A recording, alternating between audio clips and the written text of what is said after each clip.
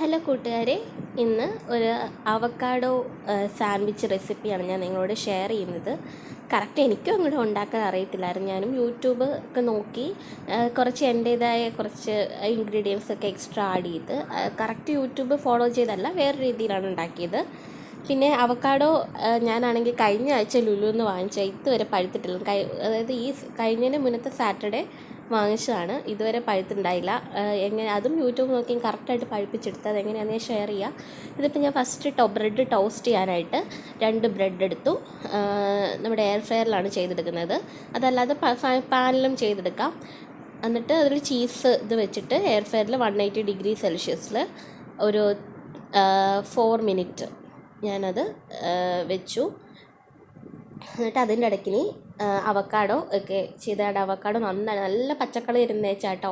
ഇന്നലെ ഒരു ഉച്ചയ്ക്കൊക്കെ ഞാൻ 2 ഏത്തപ്പഴവും ഈ അവക്കാഡോവും കൂടെ ഒരു കാർഡ്ബോർഡ്, നമ്മുടെ ഫ്ലിപ്കാർട്ടിൽ നിന്നൊക്കെ കിട്ടുന്ന കാർഡ്ബോർഡ് പെട്ടിയില്ലേ, അതിലിട്ട് വെച്ചതാണ്. ഇന്ന് നോക്കിയപ്പോൾ ഇതുപോലെ പഴുത്തിരിക്കും. എനിക്ക് ഭയങ്കര അത്ഭുതം തോന്നി. അതുവരെ പച്ചയായിട്ടിരുന്ന വെച്ചാൽ. എന്നിട്ട് ഈ അവക്കാഡോ നന്നായിട്ട് സ്മാഷ് ചെയ്തിട്ട് അതിലേക്ക് ഇവിടെ ഇത് ചോപ്പറുണ്ട്, അതിൽ വെച്ചിട്ട് ഈ തക്കാളിയും സവോളയും ഉള്ളിയും പച്ചമുളകും കൂടെ നന്നായിട്ട് ഗ്രേറ്റ് ചെയ്തെടുത്തിട്ട് അതുകൂടെ അതിലിട്ട് ആഡ് ചെയ്ത് നന്നായിട്ട് ഇളക്കി കൊടുക്കുക. അവക്കാഡോ നിങ്ങൾക്ക് പഴുപ്പിക്കണമെങ്കിൽ ആ രീതിയിൽ പഴുപ്പിക്കാം കേട്ടോ. എല്ലാവരും അതിനകത്ത് എന്തോ സിപ്ലോ കവറിൽ വെക്കണം എന്നാണ് പറഞ്ഞിരുന്നത്. ഞാൻ യൂട്യൂബിൽ നോക്കിയിട്ട് എനിക്ക് സിപ്ലോ കവറൊന്നും ഇല്ലാഞ്ഞുകൊണ്ടാണ് ഞാൻ കാർഡ്ബോർഡ് പെട്ടി വെച്ച് എന്നിട്ട് നന്നായിട്ട് പഴുത്ത് കിട്ടി. ഇന്ന് ഞാൻ മയോണൈസ് ഉണ്ടാക്കാനായിട്ട് 2 എഗ്ഗ് പുഴുങ്ങിയായിരുന്നു. അതിൻ്റെ ഇത് മുട്ടയുടെ ഉണ്ണി പോർഷൻ ഇതിലായിട്ടിട്ട് അത് നന്നായിട്ട് ഇളക്കി കൊടുത്തു. പിന്നെ ഇച്ചിരി നാരങ്ങ നീര്, ഒരു നാരങ്ങയുടെ പകുതി എടുത്തിട്ട് നാരങ്ങ നീര് പിഴിഞ്ഞൊഴിച്ചു. പിന്നെ ഇച്ചിരി ഉപ്പും കൂടെ ചേർക്കുന്നുണ്ട്. എന്നിട്ട് നന്നായിട്ട് ഇളക്കി കൊടുക്കണം. ഇത് നല്ല ടേസ്റ്റാണ്. ഞാൻ വെറുതെ എടുത്ത് കഴിച്ച് നോക്കി, നല്ല അടിപൊളി ടേസ്റ്റ്. ഇങ്ങനെയാണെങ്കിൽ നിങ്ങൾക്ക് എന്തെങ്കിലും ചപ്പാത്തിയുടെ കൂടെയോ ചോറിൻ്റെ കൂടെയോ. എൻ്റെ ഹസ്ബൻഡ് ഇതിപ്പോൾ ഉച്ചയ്ക്ക് ചോറിൻ്റെ കൂടെ കഴിച്ചു, അടിപൊളിയാണെന്ന് പറഞ്ഞ്. ഇത് ചപ്പാത്തിയുടെ കൂടെ കഴിക്കാൻ അടിപൊളിയായിരിക്കും. സാലഡിൽ വെറുതെ സാലഡായിട്ട് വേണമെങ്കിൽ ഈ ഒരു ഫോമിൽ നിങ്ങൾക്ക് കഴിക്കാൻ പറ്റും. പിന്നെ ഉപ്പും കൂടി ഇട്ടിട്ട് നന്നായിട്ട് ഇളക്കി കൊടുക്കണം. പിന്നെന്താ ചെയ്യേണ്ടതെന്ന് വെച്ചിട്ടുണ്ടെങ്കിൽ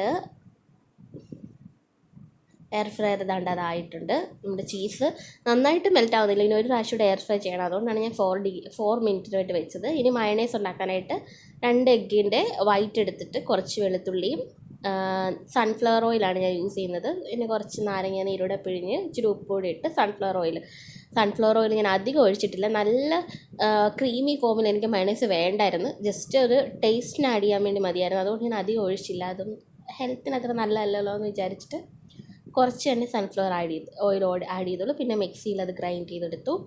നിങ്ങൾ ഒത്തിരി മയണൈസിൻ്റെ കൺസിസ്റ്റൻസി വേണ്ട. എനിക്ക് അത്ര ഓയിൽ ഒഴിക്കാൻ താല്പര്യമില്ലാഞ്ഞുകൊണ്ട് അങ്ങനെ എടുത്തത്. നിങ്ങൾക്കൊക്കെ ഇഷ്ടമുണ്ടെങ്കിൽ അങ്ങനെ ചെയ്യാം. പിന്നെ അതും കൂടെ ഇച്ചിരി മയണൈസിൻ്റെ ഫോമിലുള്ള എഗ്ഗിൻ്റെ വൈറ്റും കൂടെ ആ ഒരു മയണൈസിൻ്റെ ടേസ്റ്റ് ഉണ്ട് കേട്ടോ. ഇങ്ങനെ എടുത്തിട്ട് അതോട് നന്നായിട്ട് ആഡ് ചെയ്ത് മിക്സ് ചെയ്ത് കൊടുക്കുക. പിന്നെ നമ്മൾ ഓൾറെഡി ടോസ്റ്റ് ചെയ്ത് നമ്മളിപ്പോൾ എടുത്ത ആ ബ്രെഡ് ഉണ്ടല്ലോ, അതെടുത്തിട്ട് അതിൻ്റെ പൊക്കത്ത് ഈ ഒരു മിക്സ് വെച്ച് കൊടുക്കുക. അതിൻ്റെ മിക്സ് വെച്ച് കൊടുത്തിട്ട് ഇച്ചിരി മയണൈസിൻ്റെ പോർഷനും കൂടെ ആഡ് ചെയ്ത് പിന്നെ അതിലേക്ക് അടുത്ത ബ്രെഡും കൂടെ വെച്ചിട്ട് ഞാൻ ഒന്നും കൂടെ ടോസ്റ്റ് ചെയ്യുന്നുണ്ട്. അത് ആ വീഡിയോ ഇതിനകത്ത് ഇൻക്ലൂഡ് ആയിട്ടില്ല. ഒന്നും കൂടെ എയർ ഫ്രയർ എടുത്തിട്ട് എത്ര മിനിറ്റ് എന്ന് വെച്ചാൽ ഒരു 5 മിനിറ്റ്സ് 180 ഡിഗ്രിയിൽ ഒന്നും കൂടെ ടോസ്റ്റ് ചെയ്തെടുത്തിട്ടാണ് ഫൈനലി നമുക്ക് ആ ഒരു ഔട്ട്പുട്ടിൽ കിട്ടിയത്. അത് ആ ഒരു വീഡിയോ സ്കിപ്പായി പോയി എടുക്കാനായിട്ട്. ഇത്ര ചെയ്തിട്ട് നമ്മൾ ഒന്നും കൂടെ എയർ ഫ്രൈ ചെയ്യണം.